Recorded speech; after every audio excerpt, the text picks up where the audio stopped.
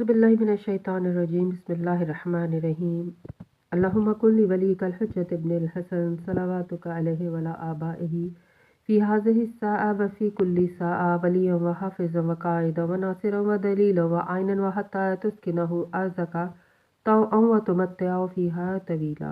अस्सलाम वालेकुम सामीन, हमारे चैनल ज़िक्र उला में खुशामदीद।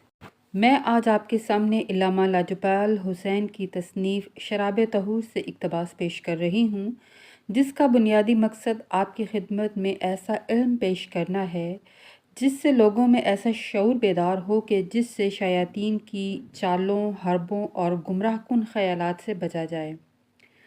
अगर आप इस किताब का मुकम्मल मुताला करना चाहते हैं तो इस किताब की PDF को हमारी वेबसाइट www.idarakhatamulauliya.com से फ्री डाउनलोड कर सकते हैं।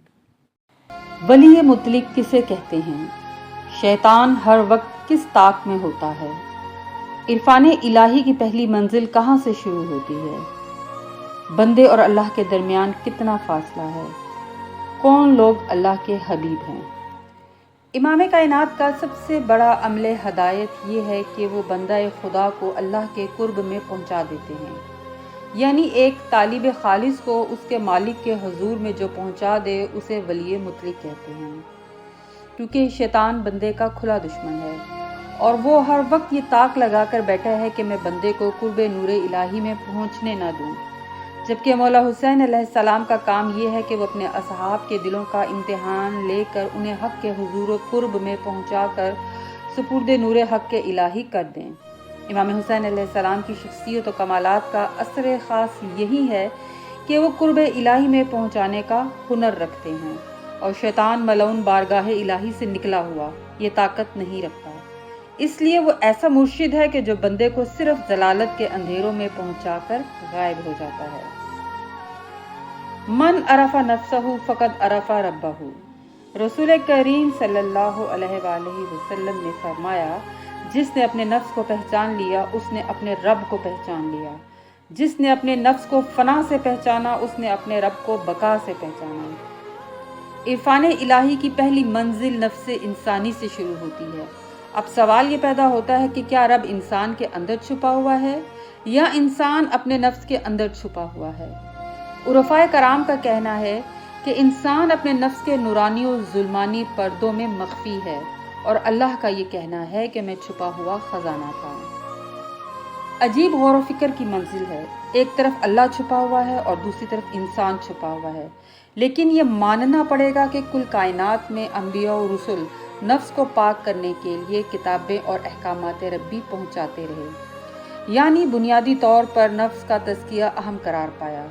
और फिर ये भी लाजमी है कि नफ्स की पाकीज़गी ही हदायत को कबूल करके बंदे को इस काबिल बना देती है कि बंदा हक से वासिल हो जाता है।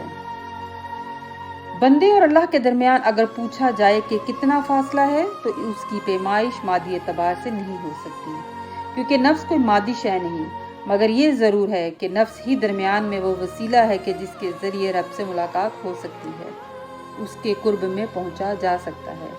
तो मानना पड़ेगा कि बंदे को अपने नफ्स को पहचानना क्यों लाजिम है कि रब की पहचान मुकम्मल हो जाए और पहचान के साथ अक्ल भी कामिल हो जाती है। मगर सवाल ये पैदा होता है कि नफ्स को किस तरीके से पहचाना जाए कि बातिन का वो दर खुल जाए कि जिसके अंदर नूर इरफान इलाही का नज़ूल होता है और रोशन ज़मीर वही है कि जिसके मन में हर वक्त अल्लाह की याद रहती है। ऐसे बंदे अल्लाह के हबीब हैं, क्योंकि इल्म वो नूर है कि जो दरे मारिफत तक पहुंचाता है और जहालत वो हिजाब है जिसके पीछे शैतान छुपा हुआ है। तो इल्म ही हदायत व हिकमत अता करता है और फ़कीर इस नूर के रास्ते चलता हुआ उस तरह बातिन का दरवाज़ा दक्कुल बाब करता है कि जहाँ नूर इलाही उसका मुंतज़िर होता है। इसीलिए सबसे बड़ा इम्तिहान अपने नफ्स का रियाजत के ज़रिए ताहिब बनाने का लिया जाता है।